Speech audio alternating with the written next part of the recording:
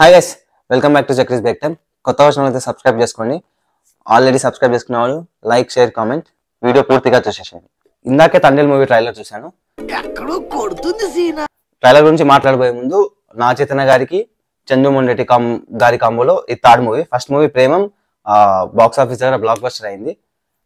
Second movie Savyasachi box office దగ్గర work out కాలేదు. Thandel third movie ఇది ఎలా ఉంటుందో చూడాలి. మరి February 7th వరకు వెయిట్ చేసి చూద్దాం. ఇది నాగ చైతన్య గారికి ఎంత ఇంపార్టెంట్ మూవీ అంటే last two movies custody and thank you box office దగ్గర వర్కౌట్ అవ్వలేదు. ఈ డైరెక్టర్ కాంబోలో లాస్ట్ మూవీ వర్కౌట్ కాకపోయినా మళ్ళీ ఈసారి వస్తున్నారు. ఈసారైనా వర్కౌట్ అవుతుందో లేదో, వర్కౌట్ అవుతుందని కోరుకుంటున్నా. సాయి పల్లవి గారు నాగ చైతన్య గారితో సెకండ్ టైం యాక్ట్ చేస్తున్నారు. వీళ్ళ లాస్ట్ మూవీ లవ్ స్టోరీలో వీళ్ళిద్దరి మధ్య కెమిస్ట్రీ బాగా వర్కౌట్ అయింది. తండేల్ మూవీ ట్రైలర్లో వీళ్ళిద్దరి పేరు నాకు నచ్చింది. సాయి పల్లవి గారి క్యారెక్టర్కి ఎక్కువ స్కోప్ ఉందని ట్రైలర్ చూశాక నాకు అనిపించింది. ఇంకా ట్రైలర్ విషయానికి వస్తే ట్రైలర్ ఫస్ట్ మినిట్ చూస్తున్నంతసేపు నాకు ఉపెన వైబ్స్ అనిపించాయి. Same backdrop plus love story ఉన్నందుకు నాకు అలా అనిపిస్తుందేమో నా ఫీలింగ్. ట్రైలర్ చూశాక నాకు అనిపించిన స్టోరీ ఏంటంటే హీరో హీరోయిన్ లవ్ చేసుకుంటూ ఉంటారు. హీరో వచ్చేసి సముద్రంలో చేపలు పట్టేవాడు. ఒక రీజన్ వల్ల తను ఎక్కడికో వెళ్ళాల్సి వస్తుంది. అక్కడ పాకిస్తాన్లో ఎలా ఇరుక్కుంటాడు, పాకిస్తాన్లో ఏమేమి ట్రబుల్ ఫేస్ చేస్తాడు, ఇండియాకి తిరిగి వస్తాడా లేదా వస్తే ఎలా వస్తాడు అనేది నాకు ట్రైలర్లో అనిపించింది. ట్రైలర్లో సాయి పల్లవి గారి ఫస్ట్ షాట్ బీచ్లో కూర్చొని ఫోన్ మాట్లాడుతున్న షాట్ నాకు చాలా బాగా నచ్చింది. తర్వాత పడవలో హీరో హీరోయిన్ మాట్లాడుకునే షాట్ కూడా నాకు చాలా బాగా నచ్చింది. మూవీలో హీరో హీరోయిన్ మధ్య లవ్ స్టోరీ చాలా ఫ్రెష్గా ఉండాలని ఎక్స్పెక్ట్ చేస్తున్నా. ఒకవేళ ఫ్రెష్గా కాకుండా రెగ్యులర్ లవ్ స్టోరీ మాదిరి ఉంటే వర్కౌట్ కాదని నా ఫీలింగ్. హీరో సమ్ రీజన్ వల్ల ఎక్కడికో వెళ్తాడు. అక్కడ వెళ్ళాక పాకిస్తాన్ వాళ్ళకి దొరుకుతాడు. ఎందుకోసం అక్కడికి వెళ్తాడు, వెళ్ళాక పాకిస్తాన్ వాళ్ళకి ఎలా దొరుకుతాడు అనే పాయింట్ చాలా రియలిస్టిక్గా చాలా స్ట్రాంగ్గా ఉండాలని నేను ఎక్స్పెక్ట్ చేస్తున్నా.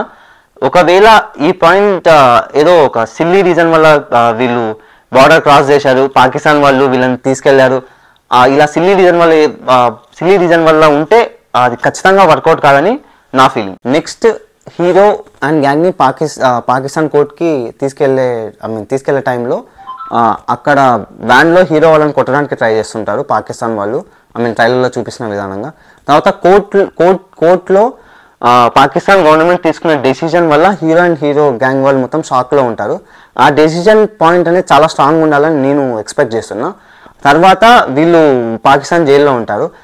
జైల్లో ఎవరో ఒకరు ఇండియా గురించి ఏమో అనడం, దానివల్ల ఫైటింగ్ సీన్ వస్తుందని నేను అనుకుంటున్నా. ఇలాంటి రొటీన్ సీన్స్ మూవీలో చాలా తక్కువ ఉంటే బెటర్ అని నా ఫీలింగ్. తర్వాత వాళ్ళు పాకిస్తాన్ నుంచి తిరిగి వస్తారా లేదా, వస్తే ఎలా వస్తారు, గవర్నమెంట్ హెల్ప్తో వస్తారా లేకపోతే జాలర్ల హెల్ప్తో వస్తారా, ఈ పాయింట్స్ చాలా ఎంగేజింగ్గా ఉండాలని నేను ఎక్స్పెక్ట్ చేస్తున్నా. ఒకవేళ ఈ పాయింట్స్ చాలా ఎంగేజింగ్గా లేకుంటే ఆ మూవీ ఎంగేజింగ్గా లేకుంటే అసలు వర్కౌట్ కాదు అని నా ఫీలింగ్. ట్రైలర్ చూశాక మూవీలో ఇది నేను ఎక్స్పెక్ట్ చేస్తున్నా. నెక్స్ట్ ట్రైలర్లో నాకు నచ్చని ఎలిమెంట్స్ వచ్చేసి బీజిఎం అండి. ఎంటైర్ స్టార్టింగ్ 1.5 మినిట్లో బుజ్జి తల్లి అనే బీజిఎమే డిఫరెంట్ వేరియేషన్స్లో మొత్తం వినిపిస్తుంది. అది నాకు చాలా రిపిటేటివ్ అనిపించింది ట్రైలర్లోనే. లైక్ ఫ్రెష్గా ఏదైనా మ్యూజిక్ ఉంటే చాలా బాగుంటుందని నా ఫీలింగ్. ఇదే ఎంటైర్ మ్యూజిక్ మూవీలో కూడా ఇదే ఒక పాట హిట్ అయిందని చెప్పి అదే ఎంటైర్ మ్యూజిక్ మూవీలో మొత్తం రుద్దుతా అంటే కూడా అసలు వర్కౌట్ కాదు. డిఫరెంట్ మ్యూజిక్స్ ఉంటే బెటర్ అని నా ఫీలింగ్. నెక్స్ట్ ట్రైలర్లో ఒక సీన్లో వందే మాత్రం బీజిఎం వస్తుంది. ఆ సీన్కి ఆ బీజిఎంకి అక్కడ సెట్ కాలేదని నా ఫీలింగ్. మూవీలో అయినా ఆ బీజిఎం కరెక్ట్ ప్లేస్లో పడితే బాగుంటుందని నా ఫీలింగ్. Next VFX. ట్రైలర్లో 4-5 షాట్స్ చూపించారు సముద్రంవి నైట్ సీన్స్. అక్కడ విఎఫ్ఎక్స్ పెద్దగా వర్కౌట్ కాలేదని నా ఫీలింగ్. మూవీలో కూడా కొన్ని షాట్సే ఉంటే చాలా బెటర్ అని నాకు అనిపిస్తుంది. లేదు ఒక 5 minutes 10 minutes సీక్వెన్స్ ఉంటే ఆ సీక్వెన్స్లో విఎఫ్ఎక్స్ కరెక్ట్గా వర్కౌట్ కాలేదంటే లైక్ అసలు చాలా కష్టం అని నా ఫీలింగ్. ఇవన్నీ నేను ట్రైలర్లో అబ్జర్వ్ చేసింది, మూవీలో ఎక్స్పెక్ట్ చేస్తుంది. ఇంకోటి సోషల్ మీడియాలో ఎక్కడో చూసా బన్నీ వాసు గారు చెప్పారు, అల్లు అరవింద్ గారు మూవీకి సర్టిఫికేట్ ఇచ్చారంట. అది ఒరిజినల్ సర్టిఫికేటా మరి పైరస్ సర్టిఫికేటా చూడాలి. February 7th రోజు మళ్ళీ మూవీ రివ్యూతో నేను మీ ముందుకు వస్తా. ఉంటానండి. వెన్నెలతో సాన్ చేయాలి. మర్చిపోయాను. Please like, share, comment and do subscribe. Thanks for watching.